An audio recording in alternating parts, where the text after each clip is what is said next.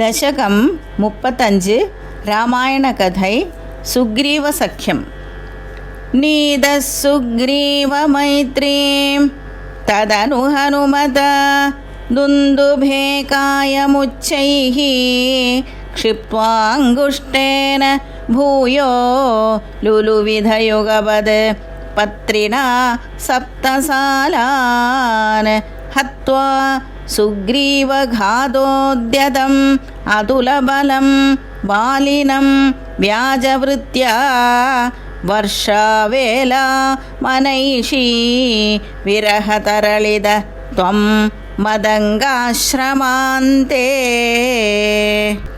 സുഗ്രീവേണാനുജോക്ത്യാ സഭയമഭിയതാ വ്യൂഹിതാം വാഹിനീം താം ഋക്ഷാണാം വീക്ഷ്യ ദിക്ഷു ദ്രുതമഥദയിതാ മാർഗണായാവനമ്രാം.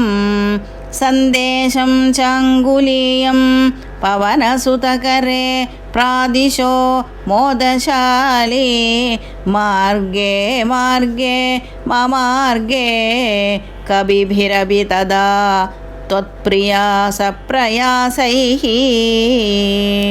ത്വദ്വാർത്താ കർണനോദ്യത് ഗരുദുരുജവസമ്പാദി വാക്യ പ്രോത്തീർണാർണോധി അന്തർനഗരി ജനഗജാം വീക്ഷതത്വാങ്കുലീയം പ്രക്ഷുദ്യോദ്യാനം അക്ഷക്ഷപണ ചണരണഃ സോഢബന്ധോ ദശാസ്യം ദൃഷ്ട്വാ പ്ലുഷ്ട്വാ ചലങ്കാം ഝടിതി സ ഹനുമാൻ മൗലിരത്നം ദദൗ തേ. ത്വം സുഗ്രീവാംഗദാദി പ്രബലകപിചമൂചക്ര വിക്രാന്തഭൂമി ചക്രോഭിക്രമ്യ പാരേ ജലധി നിശിചരേന്ദ്രാനുജ ശ്രീയമാണഃ.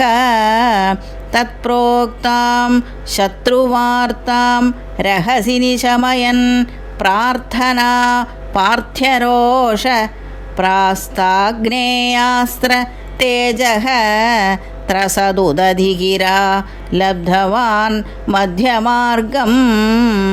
കീശൈരാശാന്തരോപാഹൃത ഗിരിനികരൈഃ സേതുമാധാപ്യയാതോ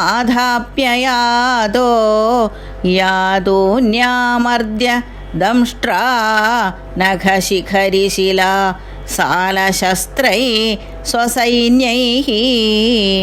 വ്യാകുർവൻ സാനുജസ്ത്വം സമരഭുവി പരം വിക്രമം ശക്രജേത്ര വേഗാന്നാഗാസ്ത്രബദ്ധഃ പദകപതികരുന്മാരുതൈർമോചിതോ ഭൂഃ. സൗമിത്രിസ്ത്വത്ര ശക്തിപ്രഹൃതികളദസുർവാതജാനീതശൈല ഘ്രാണാത് പ്രാണാനുപേതോ വ്യകൃണുത കുസൃതി ശ്ലാഘിനം മേഘനാദം.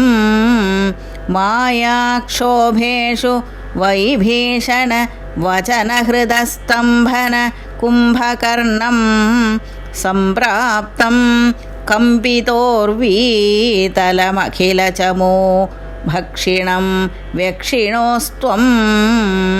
ഗൃഹ്ണൻ ജംഭാരി സംപ്രേഷിത രഥകവചോ രാവണേനാഭിയുധ്യൻ ബ്രഹ്മാസ്ത്രേണാസ്യ ഭിന്ദൻ ഗളതതിമബലാം അഗ്നിശുദ്ധാം പ്രഗൃഹ്ണൻ.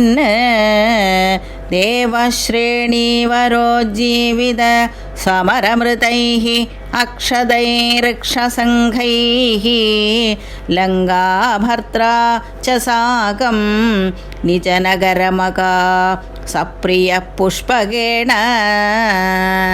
പ്രീതോ ദിവ്യാഭിഷേകൈഃ അയുധസമധികാൻ വത്സരാൻ പര്യരംസീഃ മൈഥില്യാം പാപവാചാ ശിവ ശിവ കില താം ഗർഭിണീമഭ്യഹാസീഃ.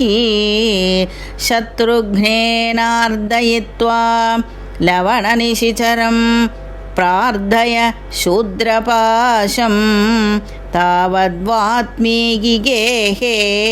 कृतवसतिरुपासूत सीतासुतौ ते वात्मीगे त्वत्सुतोद्गापित मधुरकृते राज्ञया यज्ञवाडे सीतां त्वय्याप्तु कामे क्षितिमविशदसौ त्वं च कालार्थितो भूः हेदो सौमित्रिघाती स्वयमथ सरयूमग्न निःशेषभृत्यैः साकं नाकं प्रयातो निजपदमगमो देव वैकुण्ठमाद्यं सोऽयं मर्त्यावतारः तव खलु नियतं मर्त्यशिक्षार्थमेवं विश्लेषार्तिर्निरागस्त्यजनमपि भवेद् कामधर्मादिसक्त्या